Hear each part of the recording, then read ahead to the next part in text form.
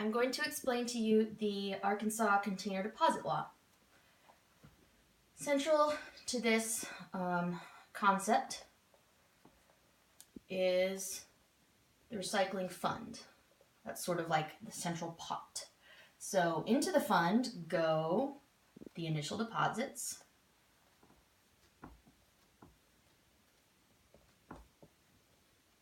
$0.05.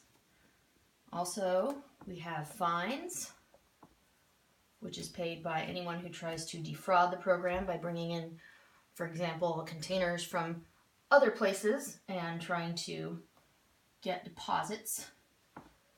We are also going to have interest, any interest generated by the money in the fund. Into this pot will go grants, donations, etc. And anything else that goes in there that's not addressed in this bill. So these are all things that go in.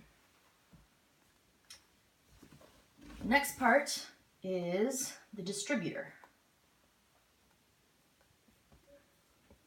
The distributor is whoever makes the beverages, so Coke or Pepsi. That is where the initial 5-cent deposit is going to come from. Also, it's going to cost some money to start up this program. We're calling that amount of money the program initiation fee.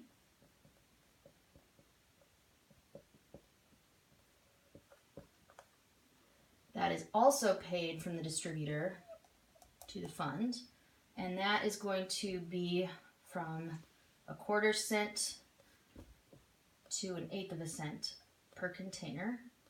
And it's going to decrease, the amount that the distributor has to pay for that is going to decrease each year, and you can see the details of that on page 9 of the bill.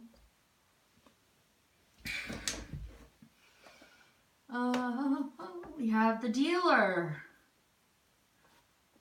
The dealer is the store, wherever you go to purchase drinks. The dealer is going to buy things from the distributor, beverages in containers. For each container, all of these amounts are per container, by the way, they're going to give a 5-cent deposit. So the distributor isn't out any money aside from this. They got their 5 cents back from the dealer. Then we have the consumer. That's the individual, whoever is drinking the beverage. The consumer buys the beverage from the dealer, and per container gives them 5 cents. Once you drink the beverage, you have an empty container that's worth 5 cents. And in order to get that 5 cents back, you take your bottle or can to the redemption center. The redemption center will give you 5 cents per container.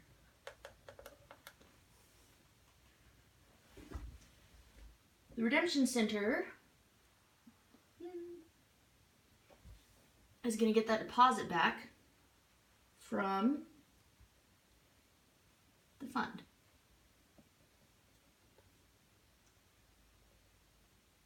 $0.05.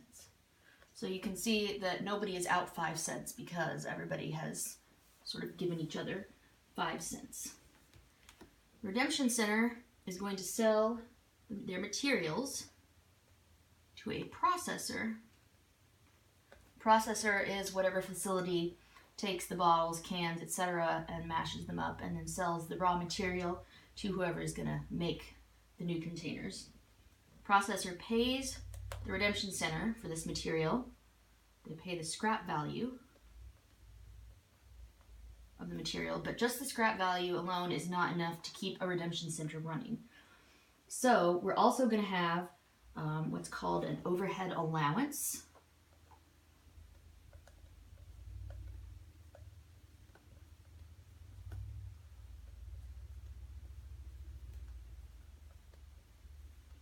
The overhead allowance is paid from the fund to the redemption center to sort of keep them in business, keep them going. That's going to total 1.6 cents per container.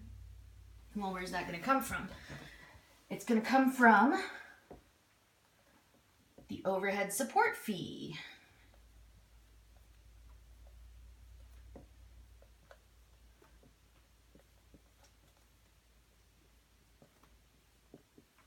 So you see all these things in the center are in the fund. The overhead support fee is going to come from the distributor. That's going to be 3/4 cent per container. And this 3/4 cent combined with other monies from the fund are going to end up totaling 1.6 cents. And that's what's going to the redemption center. And the final piece to this is the administrative allowance.